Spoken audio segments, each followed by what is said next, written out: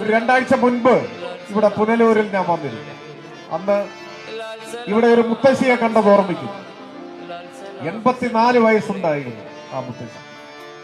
ഈ പരിപാടിക്ക് വന്നിട്ടുണ്ടോ എന്ന് എനിക്ക് അറിഞ്ഞു. കാണാൻ പോയത് ഈ പ്രായത്തിലും ദേശാഭിമാനി പത്രം വായിക്കുന്നു എന്ന് മാത്രമല്ല, ദേശാഭിമാനിയുടെ തുടക്കം മുതൽ അതിന്റെ വായനക്കാരിയാണ്. അങ്ങനെ അധികം ആളുകൾ കേരളത്തിൽ ഉണ്ടാവില്ല.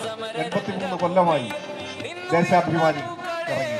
ഈ അമ്മൂമ്മയ്ക്ക് 94 വയസ്സാണ്. 94 വയസ്സ്. 1-ാം ക്ലാസ്സിൽ മാത്രമേ പഠിച്ചിട്ടുള്ളൂ. അത് കഴിഞ്ഞപ്പോ പഠനം തുടരാൻ കഴിഞ്ഞില്ല. പക്ഷെ അന്ന് പഠിച്ച അക്ഷരങ്ങൾ മനസ്സിൽ നിന്ന് മാഞ്ഞു പോയിട്ടില്ല. എല്ലാ ദിവസവും പത്രം വായി. കാണാൻ പോയപ്പോ ആ മുത്തശ്ശി എന്നോട് അവരുടെ ഒരു അനുഭവം പറഞ്ഞു. മുൻപ് തെരഞ്ഞെടുപ്പ് കാലത്ത് എതിരാളികൾ കാശ് കയ്യിൽ വെച്ച് കൊടുത്തിട്ടുണ്ട് വോട്ടിനു വേണ്ടി. അപ്പൊ ആ മുത്തശ്ശി പറഞ്ഞു അത്രേ, പവൻ തരാമെന്ന് പറഞ്ഞാലും അരിവാളിനല്ലാതെ വോട്ട് ചെയ്യുന്ന പ്രശ്നമേ ഇല്ല എന്ന് പറഞ്ഞ ആ പൈസ തിരിച്ചു കൊടുത്തു എന്നാണ്.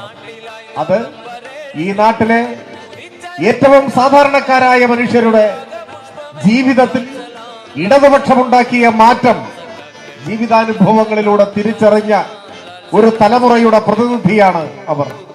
അവസരവാദത്തിന്റെ ആൾരൂപങ്ങൾക്കെതിരെ ഇത്തരത്തിൽ ജീവൻ പോയാലും വേണ്ടില്ല, നാടിന്റെയും ജനങ്ങളുടെയും രക്ഷയ്ക്ക് വേണ്ടി പ്രതിജ്ഞാബദ്ധതയോടെ ഈ കാലമത്രയും പ്രവർത്തിച്ചത് ഇടതുപക്ഷമാണ് എന്ന് തിരിച്ചറിയുന്ന ഒരു തലമുറയുടെ പ്രതിനിധിയുടെ വാക്കുകളാണ്.